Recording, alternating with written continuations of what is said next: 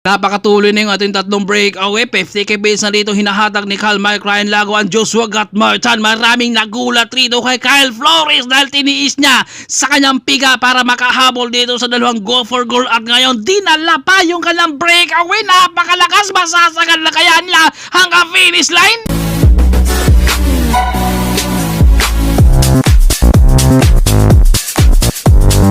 3 hours plus 30 minutes ang ating laban. Masasagad kaya nila yan? At defending champion natin rito, si Jay Evangelista, dahil grabe yung ginawa niya sa MTB, sa RB, talagang nakakapigil sa kanya. Although, yung ibang team nun ay dumalyo ng akla na doon sila lumaro, pero nagawa pa rin dito ni Jay na manalo kahit solo niya. Ang sprinter kapag walang makakawala, asahan yung handa talaga makipagbanatan yan sa rematihan at Joshua Gatmartan. Binanatan niya kaagad ang harapan ng peloton at napahabol dito si Kane Lloyd. Dito nag-uubos na ang mga go for gold. Palitan sila rito para mapagod ang mga domestic sa paghabol. Para kapag ito ay mapagod na, syempre, doon naman sila talaga tatakas at makabuo ng breakaway rito. At nasa likuran man itong si Mike Ryan Lago. Dito talaga nga bubungad sila dito.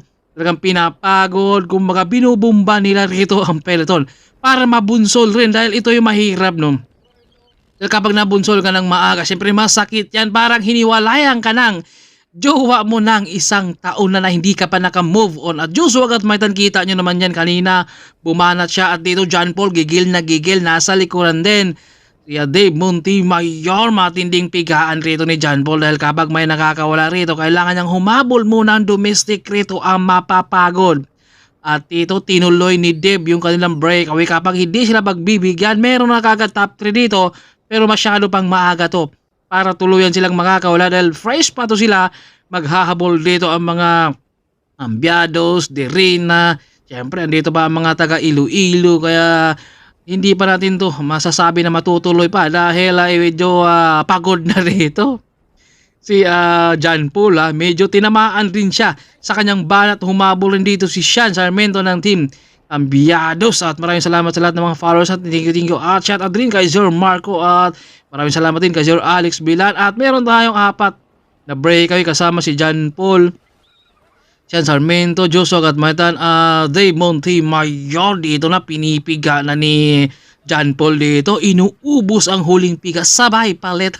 Ganun talaga, no? Dahil syempre kailangan mo lang talaga na ilabas yung ensayo mo at hindi ka talaga magpalikod-likod lang dahil si Mike Ryan Lago dito bumabanat na naman. Dinidikitan siya dito ni Mark Barolio. Ang lakas talaga dito ni Mark sa under 23. Binanatan niya si Marvin Mandak. Talagang hindi na inabot pa at nasa likod dyan Carquay backline ng team Cambiados.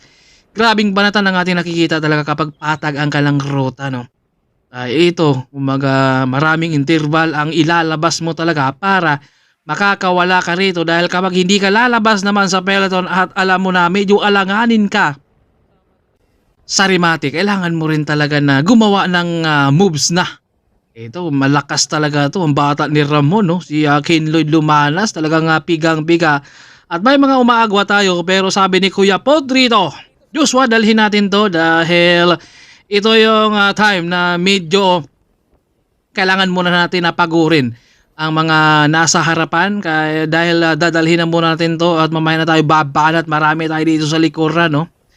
Nag-aabang lang sila dito na dumikit din sila na para sila naman ang babanat dahil bit-bit na dito ang mga team go for gold at dito nag-uubos dito ang mga team go for gold dahil marami sila rito. At second group naghabol kasama dyan si Mike Ryan Lago at saka first group natin to John Carcueva, si Tres at saka si Lucero, Jericho.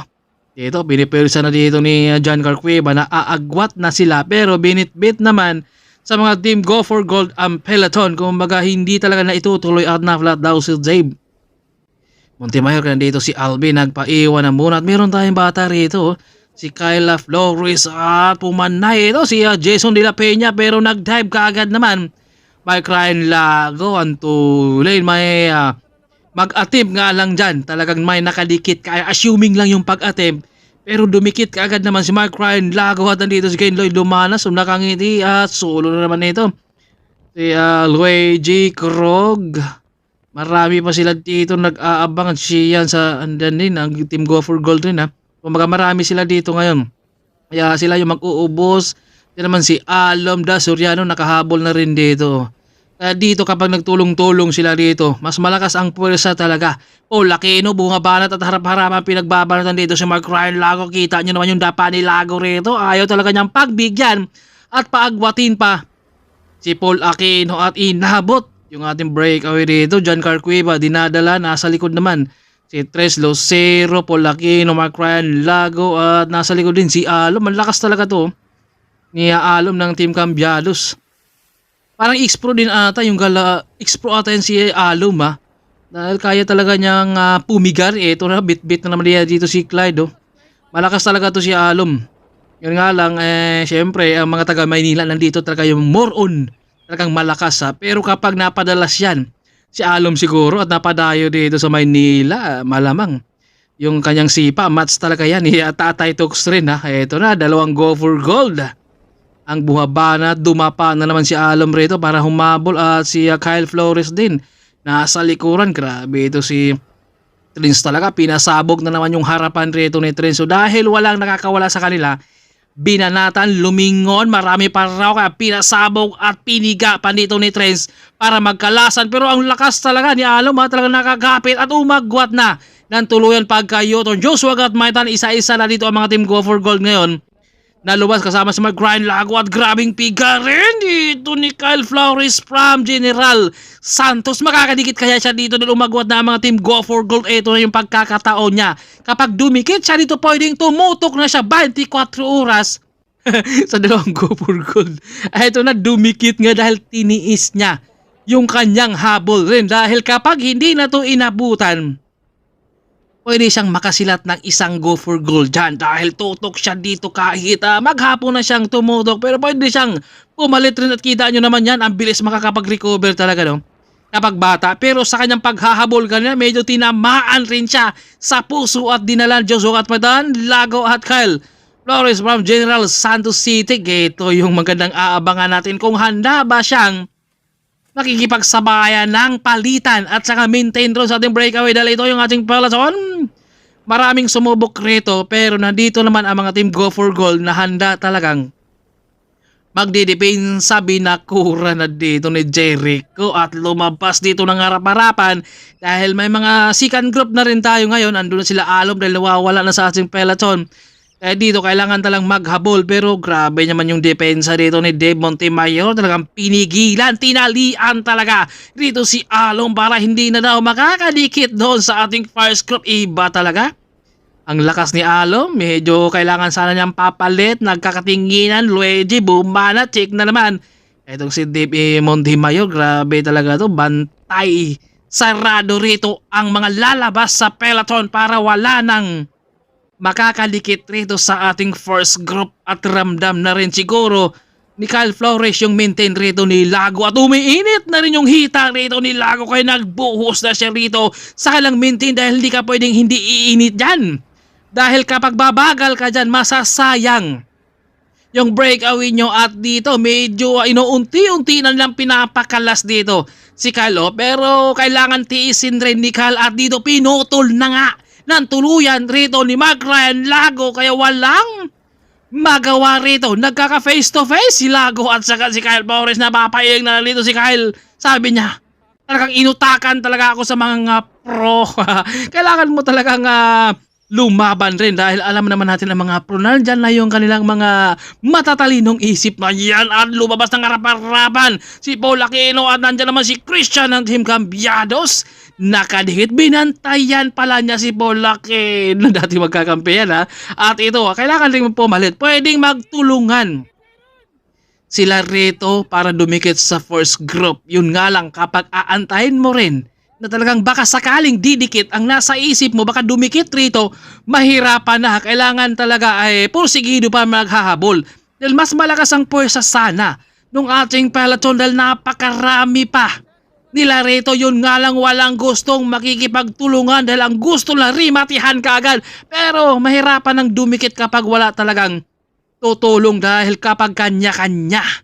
Jason De La Peña, de Montemayor, binakuran. Dito rin si tubuhan sa likuran siya na gusto pa sigurong humabol pero nararamdaman niya dito na groggy na rin siya kay lumabas na naman dito si John Recar Cueva na napakapiga humahabol rin dito sa likuran si Marvin Mandak. Grabing pigaan talaga to, ayaw nilang pagbigyan rito ang may lalabas pa sa peloton dahil meron na nga silang kasama doon sa harapan, dalawa na kaya kailangan ng pigilan. Trends dumapa na naman Car Cueva, grabing pigaan talaga to. Paul Aquino, bit-bit naman niya dito si Jason pero nararamdaman na dito yung tatlo.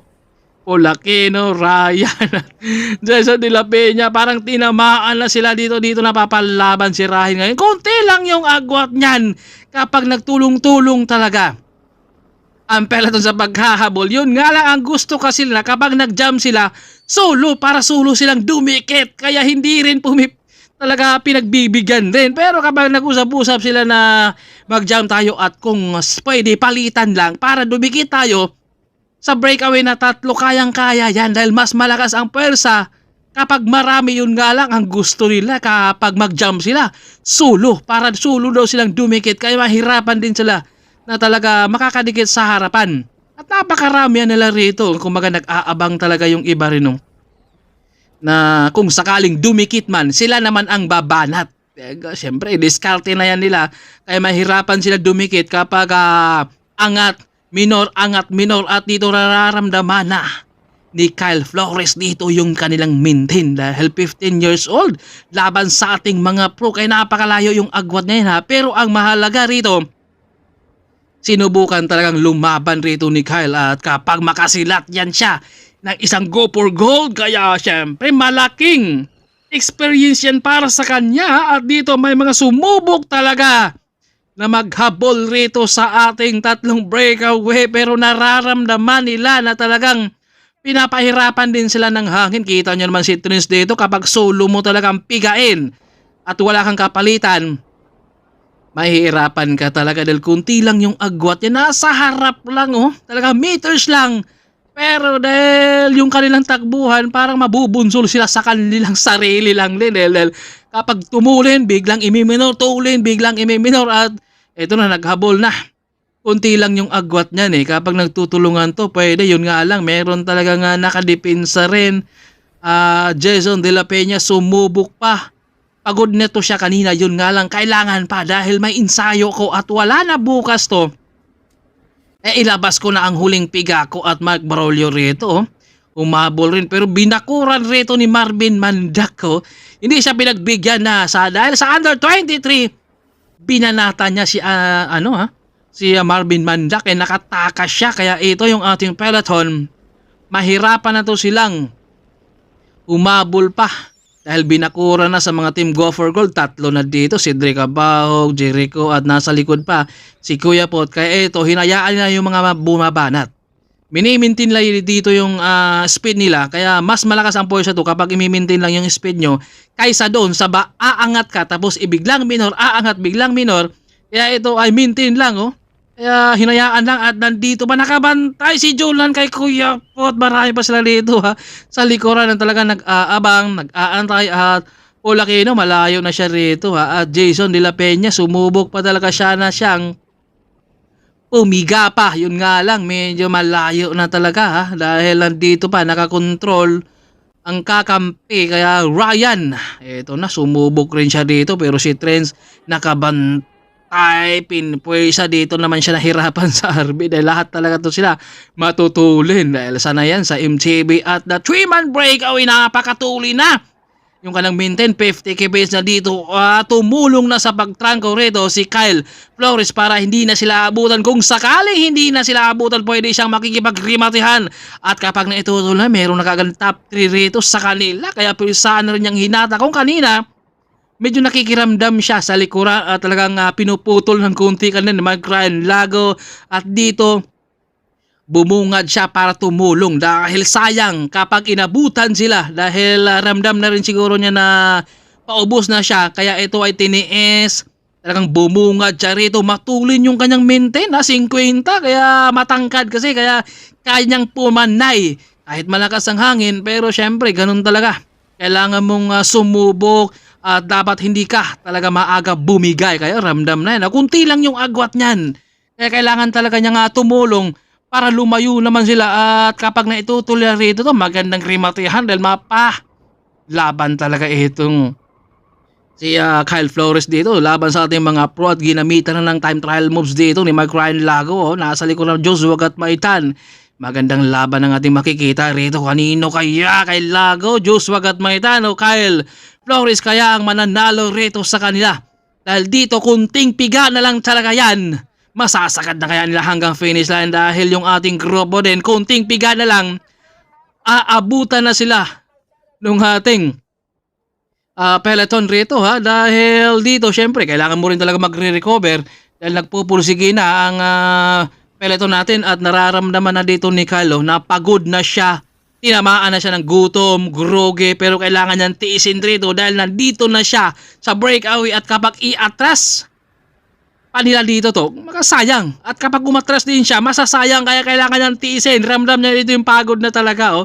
Dahil siyempre kapag ang mga pro at nakawala na, tudo na yan at dito. Pinuputol na naman, buti na lang, dinikit dito yung Joshua Gatmaitan at tinipid pala dito. May lakas talaga. Dahil sinubukang ibomba rito ni Joshua Gatmaitan pero dumikit kagad. Kumbaga iba talaga ang mga amateur natin ngayon. Hindi na pwede mautakan dahil meron din silang tinatagong lakas din.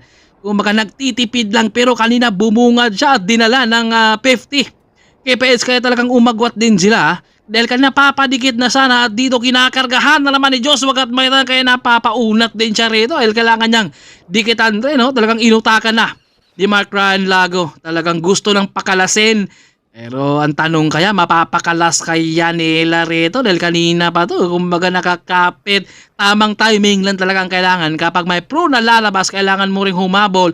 At dito sa kanilang last lap, makakawala na kaya dito si Kyle? O aabutan pa siya dahil medyo nakakaramdam at tinamaan na rin siya sa puso. Kaya ito abangan natin kung matitiis ba niya ang kanang maintain rito dahil naghahabol na rin at dito medyo uutakan na dito ngayon dahil sinyas ng palit, wala ng pamalit at ito bumungad na naman siya rito dahil kapag hindi rin siya bubungad baka papakalasin siya ng maaga, aabutan talaga sila nung ating peloton kaya dito bubungad na naman dito si Kyle. Talagang inubos niya rito yung huling trangko, yung huling piga, sacrifice para sa kanyang sarili na din dahil alam niya na kapag umatras pa siya hindi na siya mananalo dahil nandun pa ang mga fresh para sa likod na nag-aabang. Kaya dito, huling piga at dito, kita nyo naman yan.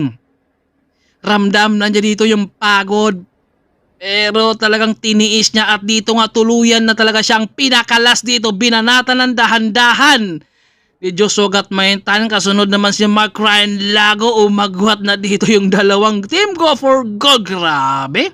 Walang kahirap-hirap dito dahil talagang tinulungan din sila kanina Laking tulong din yun na ginawa ni Kyle Flores kanina na talagang hinatak. Kaya ito ay tuluyan talaga silang umagwat at sa MTB inabutan si Joshua dito sa RB. Ayan na. Talagang malapit na siyang tumawid na sa ating finish line. Pangalawa si Mark Ryan Lago at pangatlo si Kyle Flores. From General Santos City talagang grabe yung experience niya at binanatan pa rito ni Jericho Lucero. Rimatihan pa sila rito at Dasoriano bumanat pa dito laban kay Marvin Mandak. Ang ganda ng ating laban. Grabe yung ginawa ni Kyle Flores. Talagang tiniis niya ang trangko sa mga